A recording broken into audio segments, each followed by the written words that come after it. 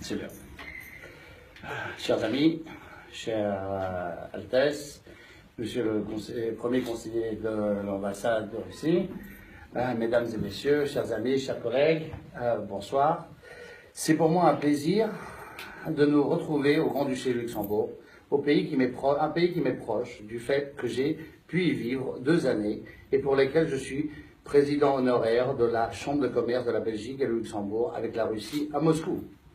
C'est un honneur de pouvoir présenter pour la première fois la fondation créée sous le haut patronage de la chef de la maison impériale, la Grande-Duchesse Maria de Russie, pour la lutte contre le cancer. S'il n'est pas besoin de vous convaincre, de vous rappeler le détail des chiffres édifiants de l'épidémiologie des cancers tant au Luxembourg que dans le reste du monde, 2 données expriment à elles seules l'importance de ce fléau universel, puisqu'on estime, sur base des connaissances actuelles, qu'un homme sur 2 et une femme sur 3 seront confrontés à cette terrible maladie au cours de leur vie. C'est dans ce contexte préoccupant et celui d'une tradition séculaire de soutien de la famille impériale aux malades et aux plus démunis que la Russian Imperial Foundation for Cancer Research a vu le jour.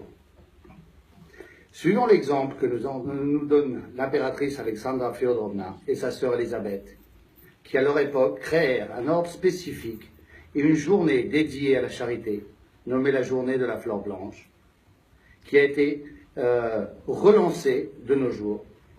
Ces exemples, ainsi que nos rencontres avec la population de la Russie, nous inspiraient à créer cette fondation ayant comme mission principale le soutien à la recherche scientifique et la collaboration active entre les centres de recherche, ainsi que de disséminer globalement l'accès au traitement des dernières générations contre le cancer.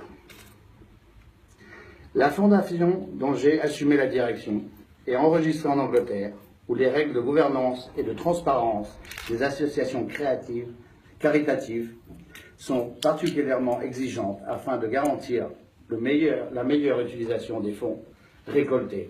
Et c'est au terme de la première année d'exercice que j'aurai le plaisir de remettre ce soir le tout premier don de la Fondation au Luxembourg Biomedicine Research Center. Le choix de ce bénéficiaire n'est pas le fruit du hasard.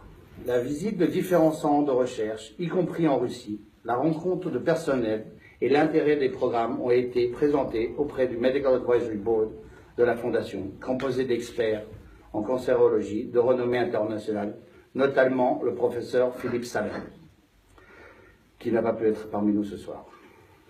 Le programme du Luxembourg Biomedicine Research Center, qui porte sur l'analyse du microbiome gastro-intestinal en relation avec le cancer colorectal, et par ailleurs tout particulièrement retenu l'attention de la Fondation pour ses applications dans la lutte contre ce type de cancer qui se place au 3e rang des cancers les plus fréquents chez l'être humain, tous sexes confondus. Je suis convaincu que le développement de la recherche est le seul moyen que nous avons pour éradiquer d'une fois pour toutes ce fléau. Avant de céder la place au professeur Rudy Balling, qui va nous présenter le centre de recherche et les programmes soutenus par la Fondation, il me tient à cœur de remercier tout particulièrement Madame Josette Marie Grasse-Elhage, dont la générosité nous a permis d'organiser ces soirées, ainsi que Monsieur Fabien Wieders, qui se trouve juste là, ambassadeur de bonne volonté pour la Fondation pour le Grand-Duché de Luxembourg.